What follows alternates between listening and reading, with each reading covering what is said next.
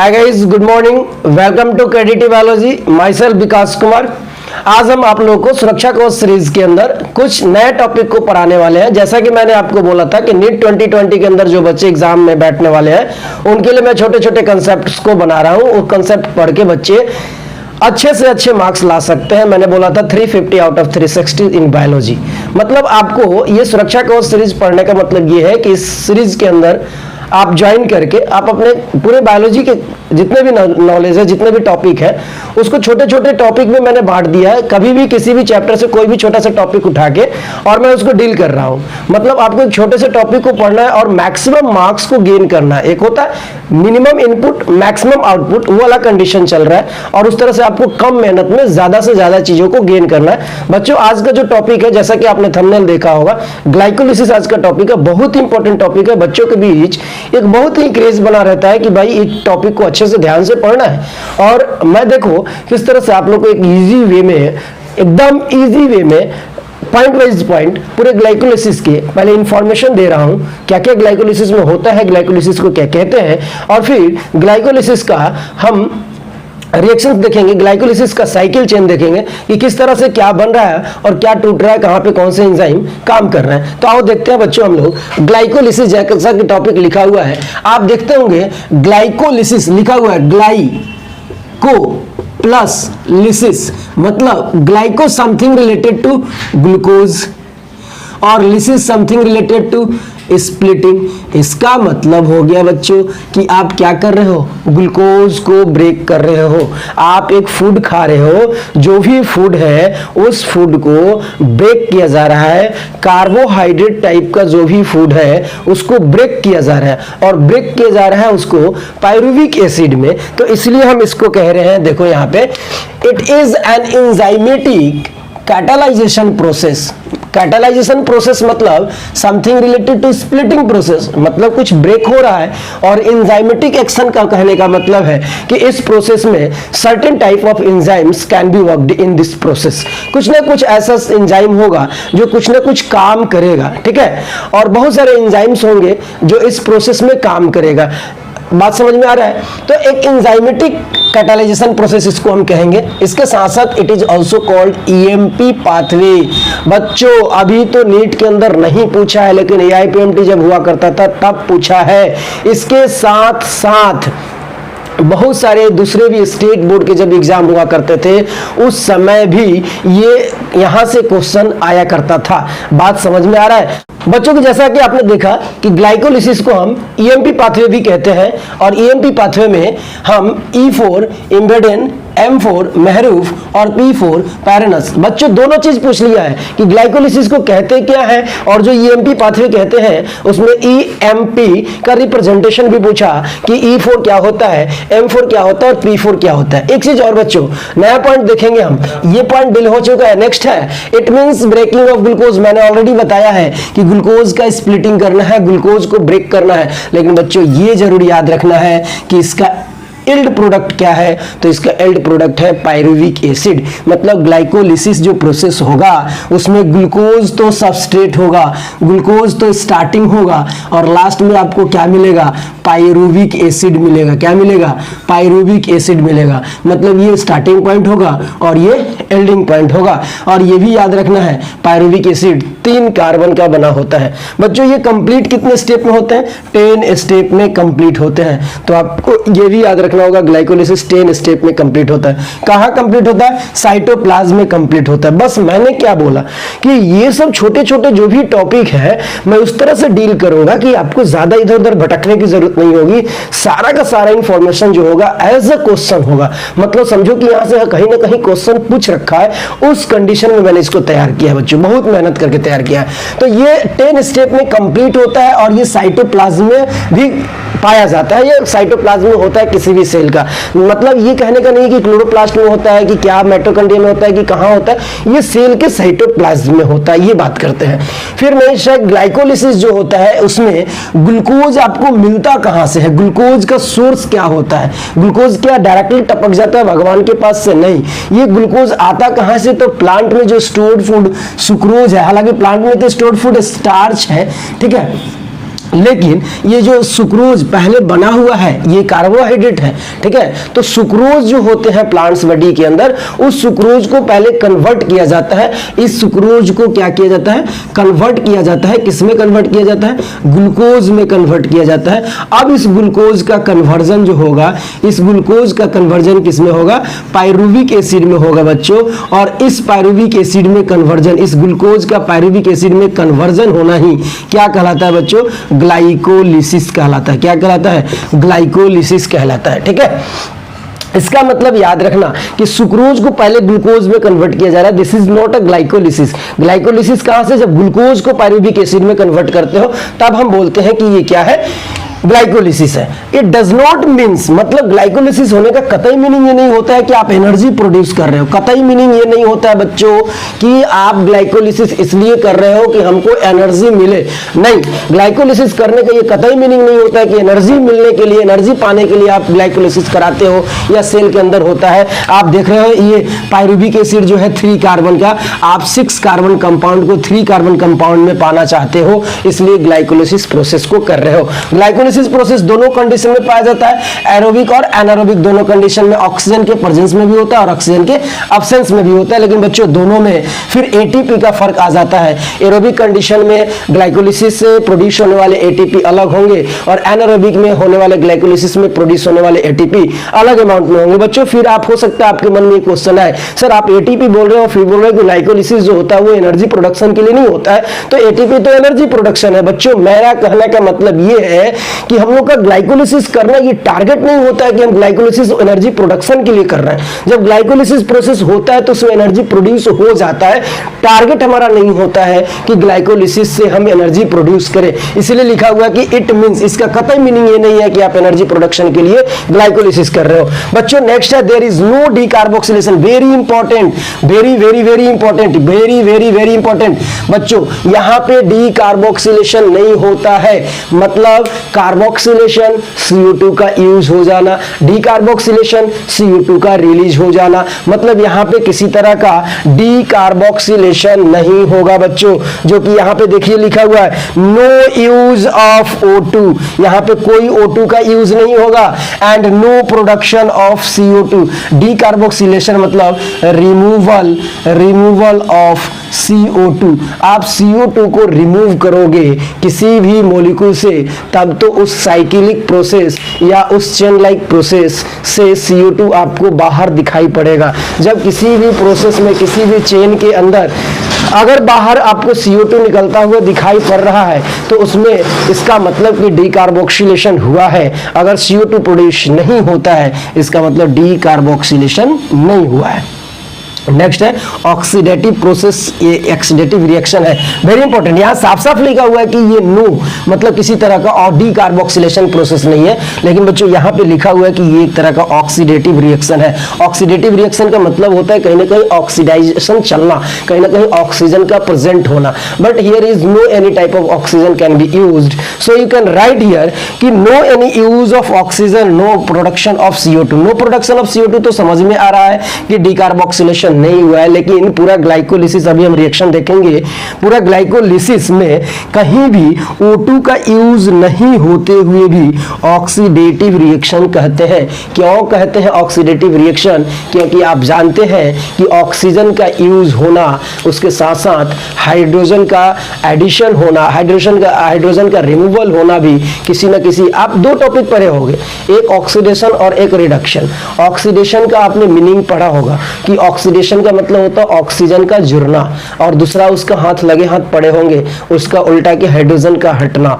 ठीक है, जब हाइड्रोजन जुड़ता है तो उसको रिडक्शन कहते हैं, हाइड्रोजन हटता है तो उसको ऑक्सीडेशन कहते हैं। तो ऑक्सीजन के यूज के बेसिस पर नहीं बोल के बच्चों, ऑक्सीजन के यूज के बेसिस पर नहीं बोल के हाइड्रोजन के रिमूवल के बेसिस पे हम इसको ऑक्सीडेटिव रिएक्शन कह लेते हैं। नेक्स्ट है कि ये मैंने देखो ये एनसीईआरटी में नहीं दिया है, जो आप साइक्लिक अभी चेन देखेंगे, जो प्रोसेस आप देखेंगे उस प्रोसेस के अनुसार बात करेंगे कि कब कब क्या क्या हो रहा है। जैसे कि कुछ कन्वर्जन टाइप का आपको प्रोसेस मिलेगा, स्टेप मिलेगा, कुछ आइसोमेराइजेशन टाइप का, मतलब एक मॉलिक्यूल जो है दूसरे स्ट्रक्चरल फॉर्म में कन्वर्ट होगा, कुछ इंटर कन्वर्जन होगा, मतलब इससे ये बनेगा तो हो सकता है उस रिएक्शन में पहले वाले से दूसरा भी बन जाए बच्चों। इसके साथ साथ ऑक्सीडेशन आपने ऑलरेडी पढ़ा, और एक वेरी इंपॉर्टेंट इनोलेशन प्रोसेस भी होता है।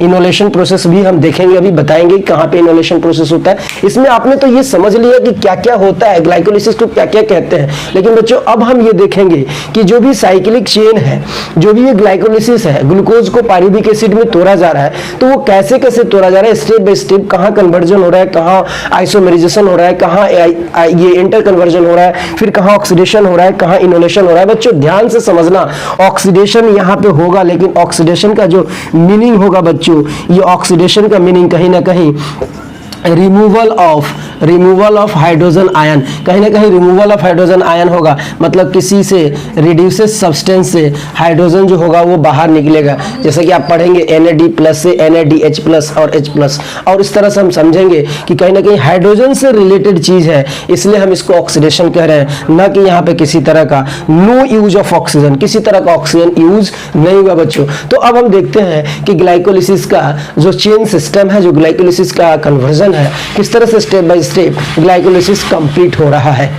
देखो बच्चों, जैसा कि मैंने बोला कि हम हमारे जो भी कंसेप्ट से रिलेटेड वर्ड है, जो भी स्टेटमेंट है, जो भी इंफॉर्मेशन है, वो मैंने बता दिया कि क्रेब्स साइकिल को क्या कहते हैं, क्रेब्स साइकिल कैसा होता है, क्रेब्स साइकिल कहाँ पाया जाता है, ठीक है, कितने स्टेप में पाया जाता है, कौन कौन से प्रोसेस होते हैं, कुछ एंजाइम्स प्रेजेंट होते हैं। अब हम ग्लाइकोलिसिस को देख रहे हैं चेन के फॉर्म में, कैसे वो साइक्लिक फॉर्म में चल रहा है, कैसे ये एक तरह का रिएक्शन है, ठीक है। साइक्लिक रिएक्शन मैं नहीं बोल रहा हूँ, ये बोल रहा हूँ ग्लाइकोलिसिस एक चेन के फॉर्म में रिएक्शन हो रहा है। कैसे, देखो यहाँ पे ये ग्लाइकोलिसिस पूरा प्रोसेस है, ठीक है। अब ये ग्लाइकोलिसिस पूरा जो प्रोसेस है, इसमें मैंने आपको यहाँ पे लिख दिया है जानबूझकर कि आप एक बार इसको स्क्रीनशॉट ले लोगे तो आपको समझ में आ जाएगा। तो बच्चों अभी रुक जाओ, मैं समझा देता हूँ, इसके बाद आप एक बार स्क्रीनशॉट ले लेना, आपके कंसेप्ट्स आपके पास रह जाएंगे। देखो, तो मैंने बोला था कि सुक्रोज एक सोर्स होता है ग्लूकोज का, ग्लाइकोलिसिस में ग्लूकोज को ब्रेक करते हैं। ये ग्लूकोज है, पहला चीज, ग्लूकोज जो है वो ग्लूकोज 6 फॉस्फेट में कन्वर्ट हो रहा है, एक तरह से कन्वर्जन है। रियल में मानो तो ग्लूकोज से फ्रुक्टोज का ये कन्वर्जन होता है, और ये इंटर कन्वर्जन है, ये इंटर कन्वर्जन है। तो मैंने ऐसा लिख दिया है कि ये पूरा का पूरा एक तरह से मानो ये पूरा का पूरा कन्वर्जन है, और ये इंटर कन्वर्जन है, और इसको भी आप इंटर कन्वर्जन मान सकते हो, ठीक है। ग्लूकोज को ग्लूकोज 6 फॉस्फेट में चेंज होने के लिए हेक्सोकाइनेज एंजाइम की जरूरत होती है। बच्चों काइनेज नाम एंजाइम जरूर याद रखिएगा, हेक्सोकाइनेज आइसोमेरेज। जब ग्लूकोज 6 फॉस्फेट को फ्रुक्टोज 6 फॉस्फेट में हम चेंज करते हैं तो फिर आइसोमेरेज। याद रखना बच्चों, आपने क्या किया है कि बस ग्लूकोज और फ्रुक्टोज के फॉर्मूला में कोई अंतर नहीं होता है, ग्लूकोज और फ्रुक्टोज के स्ट्रक्चर में चेंजिंग आया, इसीलिए आइसोमेरेज एंजाइम लगाए, आइसोमेराइजेशन हुआ, इसीलिए आइसोमेरेज एंजाइम लगा।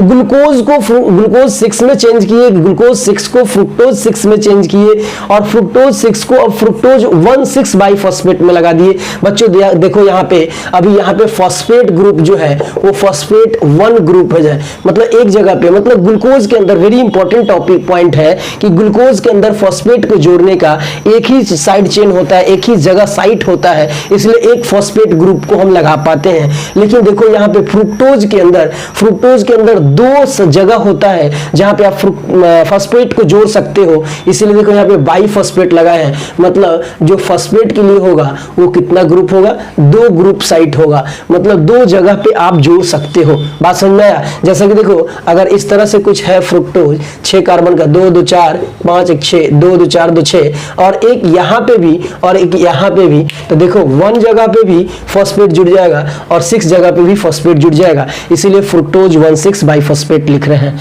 इसके बाद फ्रुक्टोज को हम चेंज करेंगे दूसरे में, ट्राइओज फॉस्फेट में। ट्राइओज फॉस्फेट में अब देखो ये फॉस्फेट से फॉस्फोल्डिहाइड, मतलब 8 से एल्डिहाइड में चेंज हो रहा है, तो 8 से एल्डिहाइड में, एसिड को 8 भी लिखते हैं, तो यहां से ये एल्डिहाइड में चेंज हो रहा है। देखो यहाँ पे ग्लिसरल एल्डिहाइड, ठीक है, एल्डिहाइड में चेंज हो रहा है, तो एल्डोज एंजाइम काम कर रहा है। तो एंजाइम ये देखो बच्चों, ये भी एक एंजाइम है, फ्रुक्टोज को फ्रुक्टोज 1,6 फॉस्फेट में लगाने के लिए एक और फॉस्फेट जोड़ा जा रहा है, तो कुछ नहीं है, फॉस्फोफ्रुक्टोकाइनेज। फॉस्फोफ्रुक्टोकाइनेज, इसमें बस हो ये रहा है कि फ्रुक्टोज को तोड़कर फॉस्फेट को जोड़ा जा रहा है, काइनेज टूटना होता है। तो फॉस्फोफ्रुक्टोकाइनेज एंजाइम की हेल्प से फ्रुक्टोज 6 फॉस्फेट में जो एक फॉस्फेट ग्रुप लगा हुआ है, एक फॉस्फेट और लगा दो। देखो बच्चों, किया कुछ नहीं, आप यहां पे देखो, यहां पे भी आपने फॉस्फेट जोड़ा है, ग्लूकोज से ग्लूकोज 6 फॉस्फेट किया तो एक फॉस्फेट को जोड़ा, तो एटीपी जोड़ा, एडीपी में कन्वर्ट हुआ, तो यहां पे भी एनर्जी लगा। दूसरा काम इसमें भी कर रहे हो आप, यही फॉस्फेट यहां पे आया,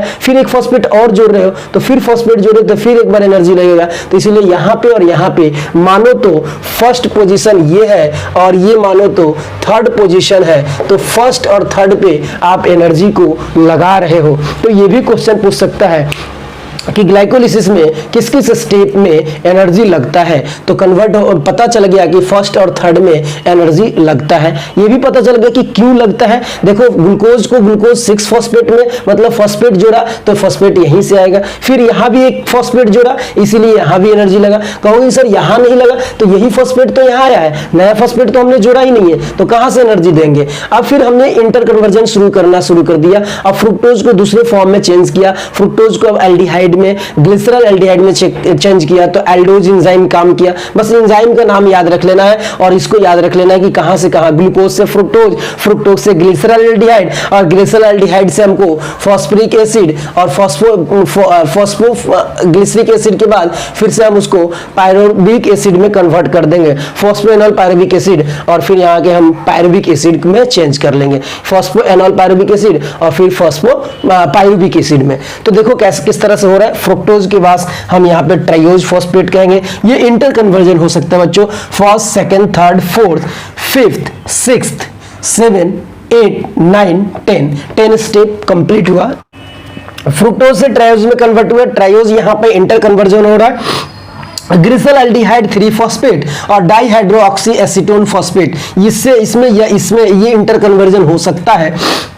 ये दोनों सब्सटेंस एक हैं, इसलिए हम दोनों का कन्वर्जन नहीं करके हम किसी एक को ले रहे हैं, एक को कंसिडर कर रहे हैं, और फिर उसका फर्दर हम आगे का ब्रेकिंग देख रहे हैं, आगे का कन्वर्जन देख रहे हैं। बच्चों, इसको हम धाप के नाम से और इसको गैप के नाम से याद रखते हैं कि फ्रुक्टोज 1,6 फॉस्फेट गैप में चेंज होगा और गैप कन्वर्ट हो सकता है धाप में, तो इन दोनों में से कोई एक ले लो। तो ग्लिसरॉल एल्डिहाइड को हम चेंज कर रहे हैं डाइहाइड्रोजनेज फॉस्फेट के हेल्प से, और वो 1,3 फॉस्फोग्लिसरिक एसिड में कन्वर्ट हो रहा है। बच्चों, ये दो मॉलिक्यूल को मैं एक मान रहा हूं, इसलिए यहाँ पे 2 से मल्टीप्लाई कर रहा हूं। अब कंटिन्यू 2 से मल्टीप्लाई होता चला जाएगा लास्ट तक, और दो मॉलिक्यूल ऑफ पायरुविक एसिड जो 3 कार्बन का कंपाउंड है वो आपका कन्वर्जन के बाद मिल जाएगा।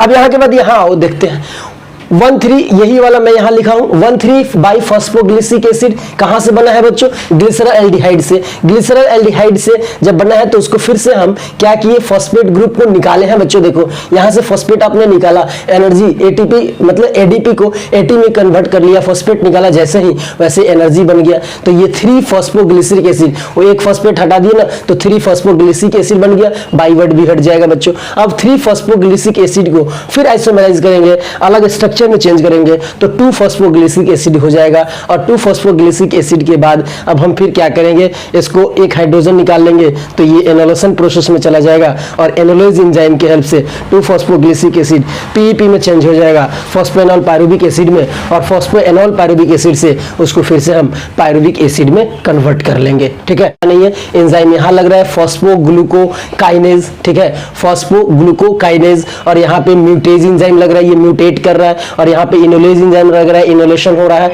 ठीक है, और यहाँ पे पायरुविक एसिड में हम कन्वर्ट कर रहे हैं।